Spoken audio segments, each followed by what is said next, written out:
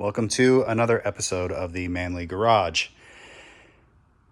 I mentioned in a previous video that I had run into some difficult things associated with this Audi SQ7 motor install and some pretty embarrassing stuff.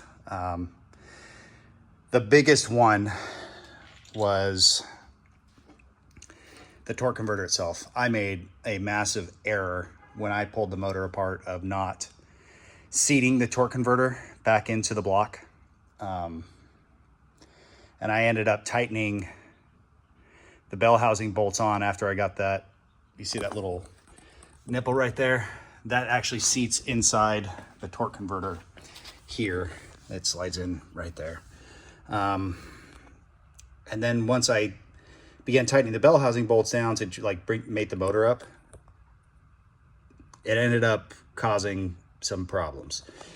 The biggest of which was actually the splines. They're not on here, they're on the torque converter itself. But the splines inside the torque converter, I ended up galling those up a little bit. Well, we were able to get it out.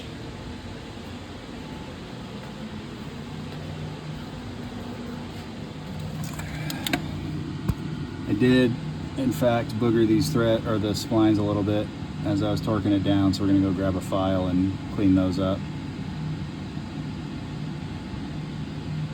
The guys in the back are fine. Nothing weird with them. The seal is good, the O-ring is good. Nothing scary there.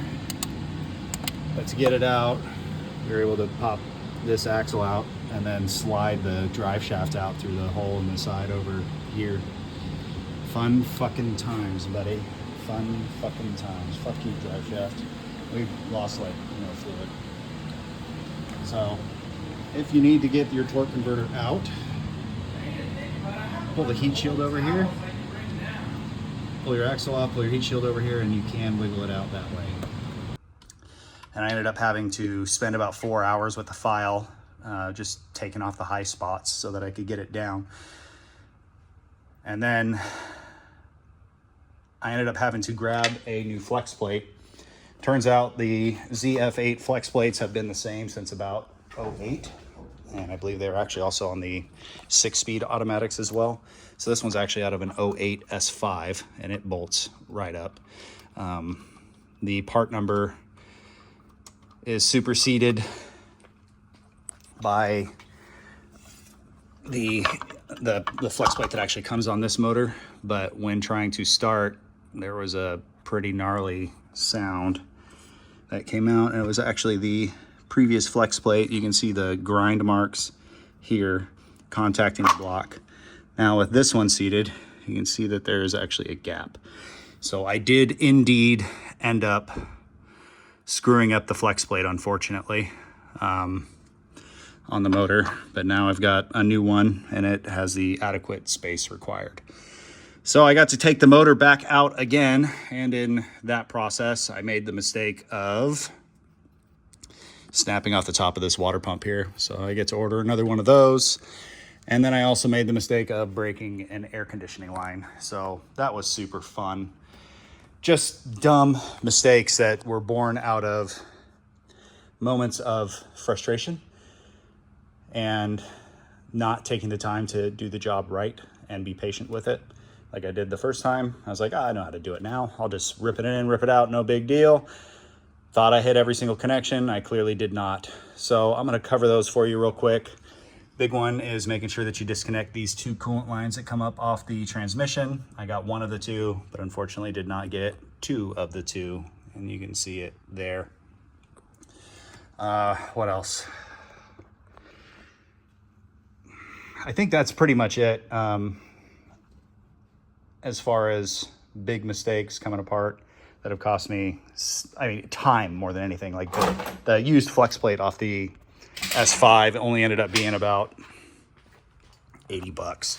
So it wasn't a big deal, but the mistakes in the interim where you bump an AC line, that breaks off, that guy's 200 bucks. I haven't even looked up the price on that pump over there. I'm not super stoked about picking up one of those, but simple mistakes.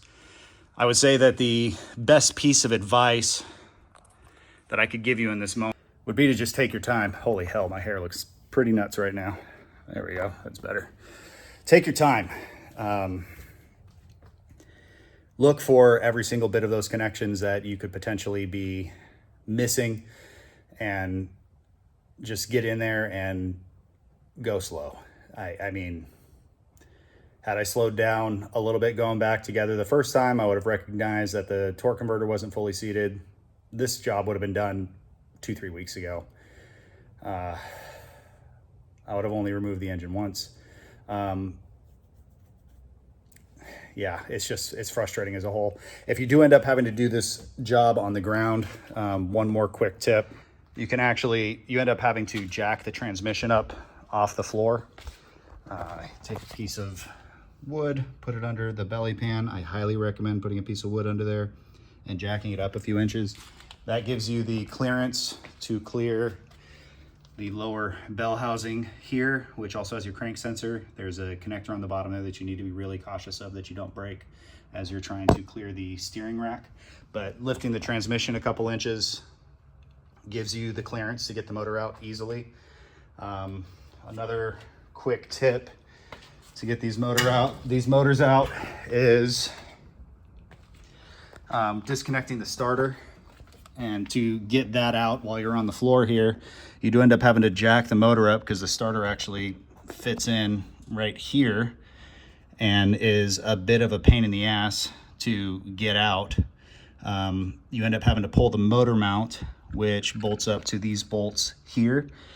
And you have to get pretty creative with your extensions in order to get your hands in there to get it, but it can be done. It is an absolute nightmare, but again, it can be done. You do end up having to loosen up this coolant hose here. You have to get the serpentine belt out of the way, get the alternator out of the way, and for the love of God, get your air conditioning compressor out of the way before you start pulling on things.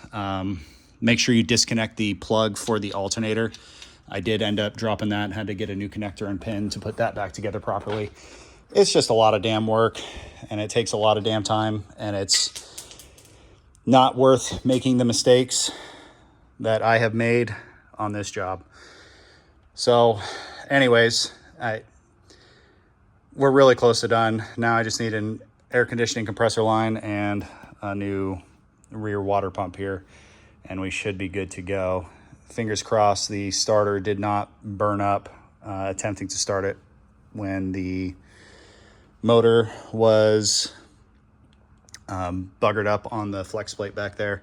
Anyways, we like to show our wins and our failures on this channel, and so far this project has been a huge fail. But eventually it'll be back together and we'll start posting some wins. Anyways, thank you guys very much for watching. Hopefully we can get this thing out of here so I can actually get a lift in here. I made the error of thinking, I can just get this done on the ground real quick. I've worked on V8 twin turbos before, no problem. It'll only take, I don't know, probably like 2-3 days tops. And now here I am, I'm in it weeks. I mean, obviously not solely working on this project and this project alone. I've got a lot of other things moving at the same time, a lot of cool stuff in the pipeline, and a lot of software that's been written since this project started. But this has been the bane of my existence for the past few weeks. Fingers crossed, in the very near future, this will all be wrapped up and I can put it behind me and get it strapped back down to the dyno and start making some more power. Anyways, thank you guys very much for tuning in. Like and subscribe. I can't tell you like how much I'm enjoying making these videos, but it's ultimately, at the end of the day, it's you guys who tune in and keep tuning back in that keep me going. If you guys have any questions, or if there's anything specifically on this chassis you'd like to see before I end up stabbing everything back in, let me know and I will make a video on it for you. Anyways, talk to you guys later. Next video should have this motor in the car.